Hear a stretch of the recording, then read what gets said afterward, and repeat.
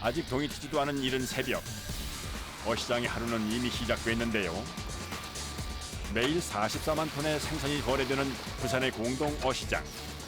지금 보이는 것보다 44배나 많은 양의 생선이 이곳으로 모인다는 뜻입니다.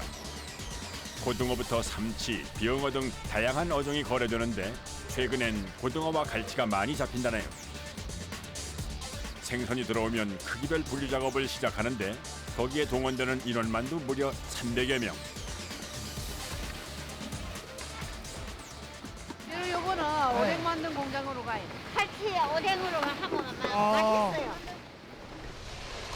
분류 작업은 배가 들어오기 시작하는 밤 10시부터 새벽 5시까지 진행되는데 크기가 작은 갈치는 따로 분류돼 어묵의 재료가 됩니다. 100g 이상 돼야 이제 이렇게 시판이 되고 나머지는 다 이제 어묵용으로 은빛 나고 이렇게 색깔이 좋아야 선도가 좋은 거고 이런 고기를 사용해야 맛도 좋고 그렇습니다.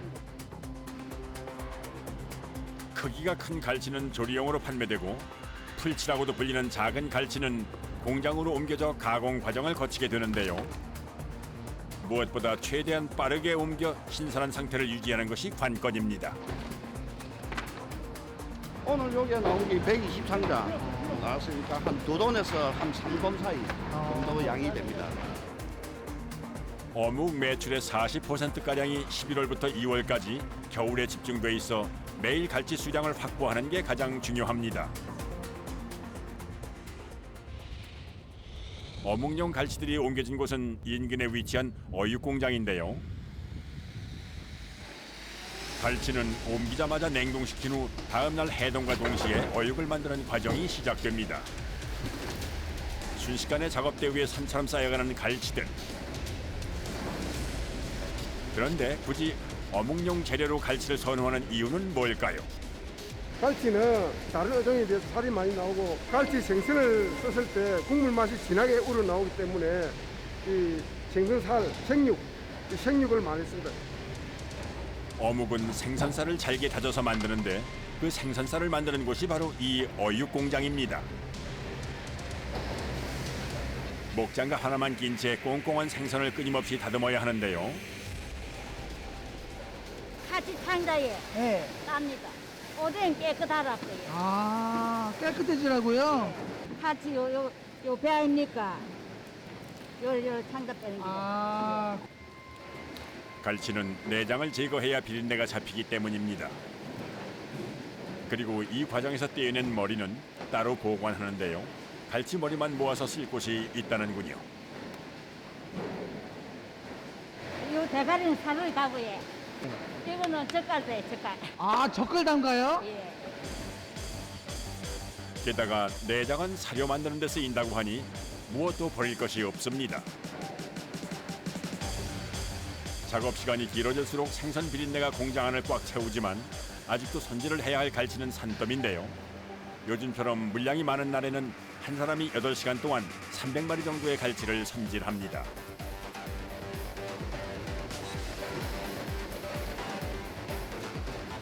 몇 마리나 까세요? 하루 정도 땁니다. 하루 종일이요? 하루 정도 따요. 농살입니다. 신선한 재료를 공급하기 위해 해동된 갈치는 그날 전부 다듬는 것이 원칙입니다. 일하신 지 얼마나 되셨어요? 한 50년 됐어요. 50년. 아무나 못한다고요. 왜요? 이거 안 해본 사람 못해요. 다 너무 못해요. 이렇게. 목장갑만 끼고서 살얼음이 남아있는 생선을 계속 만지다 보면 장갑은 어느새 축축하게 젖는데요. 손이 시리면 따뜻한 물에 담가 잠시나마 어은 손을 녹이는 게 전부입니다.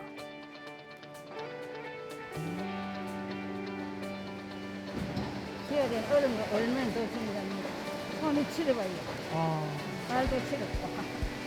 자식들 다 공부 가르치게 못했고. 조금 살고 그런 거 아닙니까?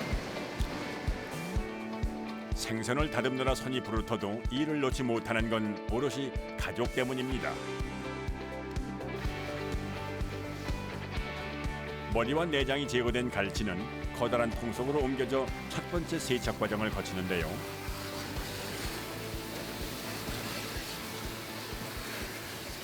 일차로 그 통이 돌아가는 거 씻고 그다음에 이제 처리 공정으로 들어가게 되는 거죠. 세척된 갈치를 한 곳에 모아 다음 작업을 진행하는데 바로 생선살과 뼈를 분리하는 과정입니다. 예전엔 가장 번거로운 일이었지만 최근 이 과정이 기계화된 덕에 작업 속도가 3배 이상 빨라졌다고 하는군요.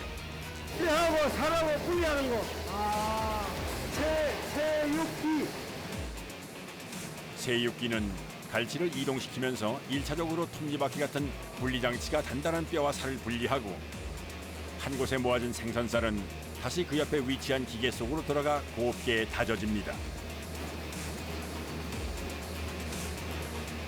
마치 팥죽 같은 색을 띠고 있는 생선살인데요. 뜨거운 물속에 담겨 살을 익히는 것과 동시에 다시 한번 세척 과정을 거치고 나면 드디어 하얗고 뽀얀 생선살이 됩니다. 물기를 짜낸 후 다시 곱게 다지고서 채망 같은 통 속에 넣어 또 한 번 걸러내는데요. 총 3번의 분류 작업과 2번의 세척, 정성 끝에 탄생한 어육입니다. 기름이 1.8mm 아주 좀 미세한 그런 잔뼈라든지 이런 걸 갖다 튀어내기 위해서는 망을 최소화해가지고 통화된 것만 제품으로 쓰고 있습니다. 쫄깃하게 씹히는 식감을 살리기 위해 순수하게 생선살만 걸러낸 건데요. 좁은 구멍을 통과한 어육은 비로소 상품성을 인정받게 됩니다.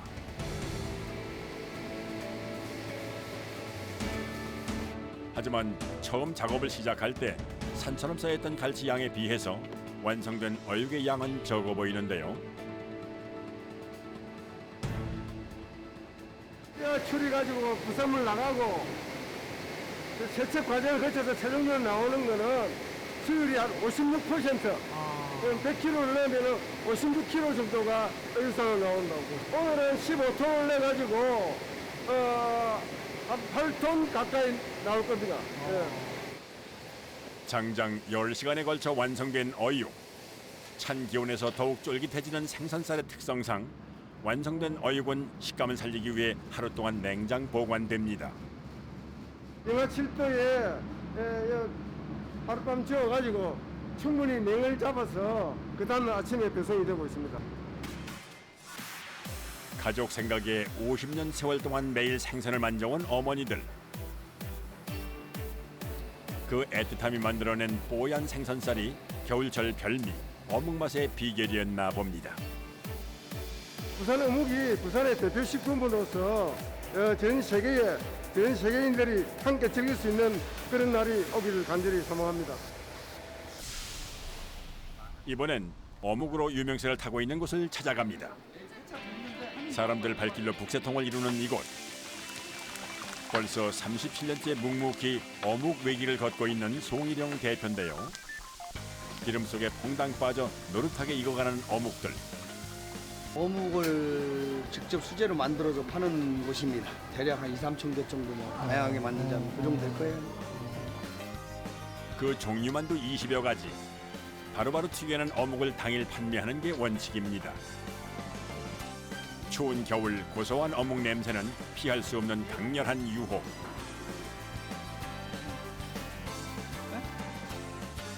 어묵 한 입 베어 물면 쫄깃하고 담백한 맛이 하루의 고단함을 날려줍니다. 맛있어. 생선 맛도 살아있고요. 그리고 쫀득쫀득하고 쫄깃쫄깃하고 맛있어요. 부드럽고 매콤하고 고소하고 달콤하고 맛있어요. 쫄깃한 식감이 살아있는 어묵을 만들어낸 비법이 있다는데요.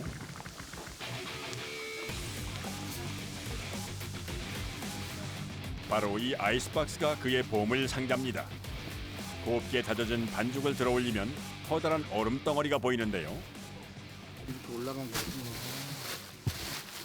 반죽을 만들어서 영상 0도의 제품을 꺼내요. 영상 0도나 영상 5도 사이에 이게 그 온도를 유지시켜 주려고 여름이든 겨울이든 이게 얼음을 바닥에 깔고 이렇게 보관을 하고 있는 거예요. 오전에 만들던 오후에 만들던 맛이 일정하지 이게 반죽 자체 온도가 높아지게 되면은 이 입에서 씹는 식감이 달라져요. 온도를 일정하게 유지해서 반죽의 찰기를 지켜낸 겁니다. 그리고 반죽을 섞을 때에도 지켜온 원칙이 있으니 바로 맨손 작업입니다. 반죽에 각종 채소를 다져 넣은 후 골고루 섞어주는데 이때 맨손으로 작업을 해야만 반죽의 온도와 찰기를 정확하게 알 수 있기 때문입니다. 맨손으로 이렇게 하시네요? 춥죠. 손실하다 참고 하는 게 그게 인내심이 끊기고 직업 정신이죠.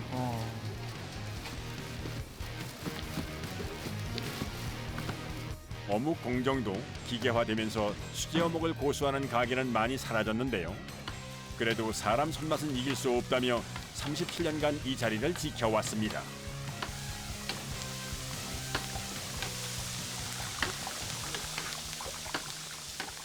수제 어묵의 자존심, 수제 어묵의 카리스마. 왜요?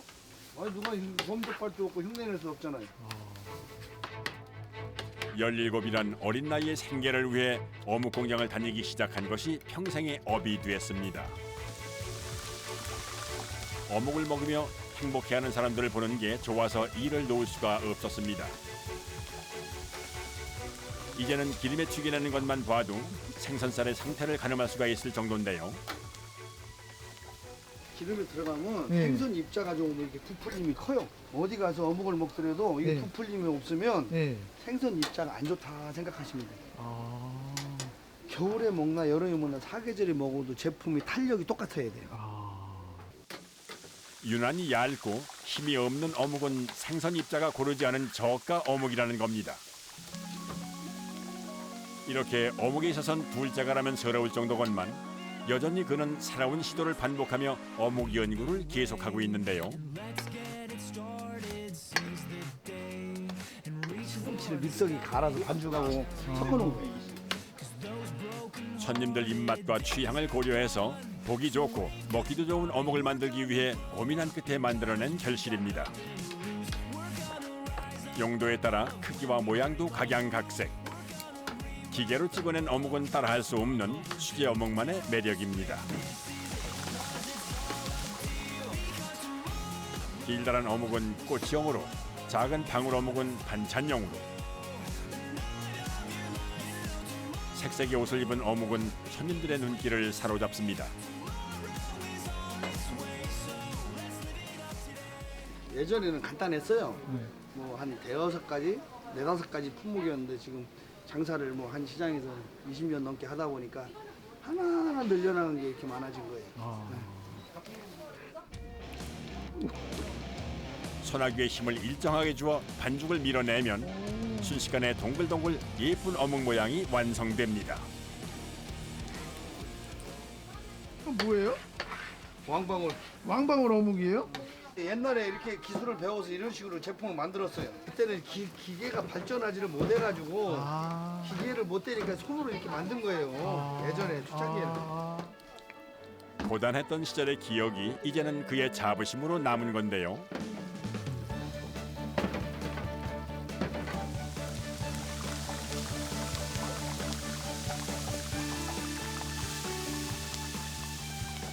하루 종일 서서 반죽을 빚고 튀기는 일은 힘들지만 앞으로 더 많은 사람들에게 수제 어묵의 맛을 보여주고 싶은 심정입니다.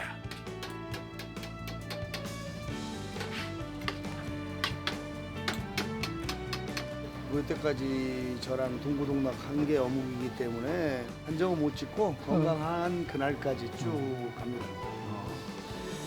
37년 수제 어묵 외길 인생. 그가 쏟은 시간과 정성만큼 어묵의 맛은 깊어졌습니다.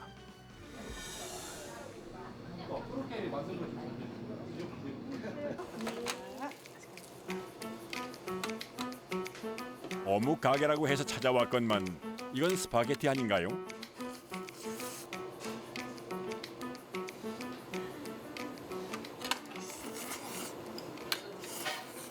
어묵면 파스타. 어묵을 면처럼 뽑아내서 만든 어묵면 파스타. 어묵 특유의 쫄깃함과 감칠맛이 강한데요. 맛있겠다. 이번엔 어묵면 짬뽕까지 등장.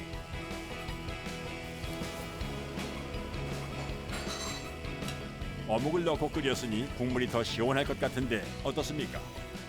밀가루 그거하고 전혀 다르게 맛있어요. 부드럽고 담백하고 깔끔해요. 그야말로 어묵의 변신. 이런 노력들 덕분에 한겨울 어묵 사랑은 앞으로도 계속될 것 같습니다.